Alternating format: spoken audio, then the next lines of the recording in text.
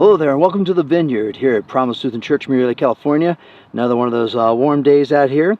As you can see from last week, the grapes are still there, but not for very long. They are going tonight. They started picking them last night, and will continue to pick them tonight. They pick them in the evening because the grapes, they'll start to ferment. You see that little bee getting his meal in there. And you can see there's all kinds of grapes on that vine. You can see some of them are pretty dried out. They're kind of almost, they're gone, they're dead. There's nothing going to happen to these things. They're toast. They're not raisins, they're just dead grapes. They're all dried out. And there's some that are kind of in between. They're kind of moderate, they're a little squishy. And then there's some of these really nice ones up here in the top of the cluster, as you can see, that are just beautiful and just ready to go. There's some of them broken open. That's where the bees are going to, and they're eating them. And I told you last week how sweet they were, and they're still sweet today.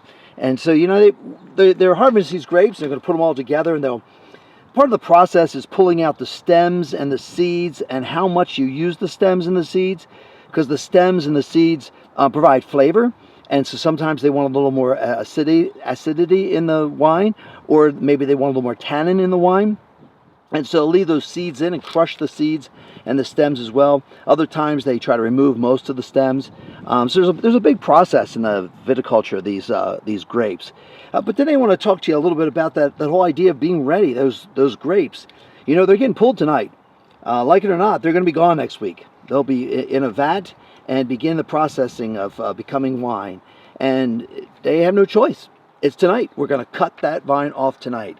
And it's really a lot of fun to cut it too, because you come out here about 4 o'clock in the morning, or you do the late shift at 7, 8 o'clock at night, so that the grapes don't overheat, as I said. And you get a little headlamp on, and there's a bunch of guys out here, and you're talking and having a good time, and your hands are just dripping with the syrup, and they're just all sticky, and everything sticks to everything. You know, it's like having glue. And they taste, everything's a sweet smell in the air. It is just a really cool time. I know that may not sound pleasing to you, but it's just really cool.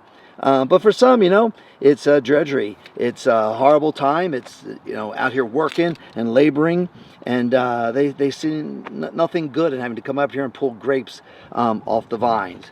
And it reminds me of when God comes again and he calls upon us. And I was reading in Matthew 24:36, and I thought it was a really interesting passage. We get it very confused because we've been told how to see it. It says, "No one knows about the day or the hour, not even the angels in heaven, nor the Son, but only the Father. As it was in the days of Noah, so it will be coming in the Son of Man." So just like when it started to rain, that was it. "For in the days before the flood, people were eating and drinking and marrying and giving in marriage, and up to the day Noah entered the ark. And then they knew nothing about what would happen until the flood came, and it took them away. That is how it will be when the Son of Man. 2 men will be in the field, one will be taken, the other left.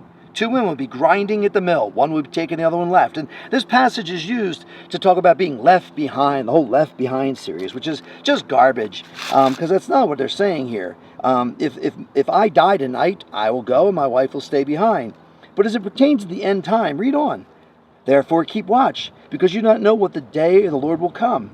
But understand this, if the owner of the house had known at what time the night the thief was coming, he would have kept watch, and would not have left his house to be broken into. So also must be ready, because the Son of Man will come in an hour when you do not expect him. Who then is faithful and wise servant, whom the master has put in charge of his servants in the household to give them their food at the proper time? It will be good for the servant whose master finds him doing so when he returns. I tell you the truth, he will be put in charge of all his possessions. But suppose that the servant is wicked and says to him, 'My master is staying away a long time.'" You know, kind of like now, that, you know, Jesus hasn't come back, you know, why hasn't he returned? So what if he is a long time in coming back? It kind of tells us real fast who the believers are and who are not, if we can't wait any longer. And then he begins to beat his fellow servants and to eat and drink with the drunkards. And the master of the servant will come on a day when he does not expect him, in an hour he is not aware of, and he will get this piece, he will cut him to pieces and assign him in a place with the hypocrites, where there will be weeping and gnashing of teeth. Now, where is there weeping and gnashing of teeth? Hell. Hell is where there's weeping and gnashing of teeth. It does not say that he'll be left behind. It says that the master will come, and at that hour he's not aware of, he will cut him to pieces and sign him a place for the hypocrites. It's right away. There is no left behind 1,000 years and all that kind of stuff. That's just pure silliness and a made-up story. The reality is there'll be those who have taken care of themselves, are in good shape. There'll be some that maybe the bees are eating at and trying to destroy our faith. And there'll be others that will be beautiful and shine. You can see the white on there. That's the yeast that will naturally ferment inside of these grapes. The white look on the outside of the grape right there. And my dear friends, for us, it's a reminder to be certain. It's a word of encouragement to you. To don't think that because he's a while in coming, that in some way Jesus is not coming. He loves you. He's waiting so that every person that could possibly come in will come in. That's what he tells us. He says until the full number comes in, that number which God is waiting for every person to turn to him.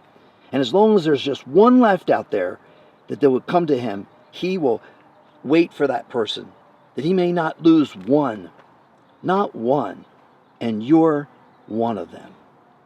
If you're listening to this podcast, I assume you believe in Jesus Christ. And so we wait. And I just want to encourage you to keep waiting, to not think that it's all over, not to think that maybe he didn't come or he's not going to come or that he's not real.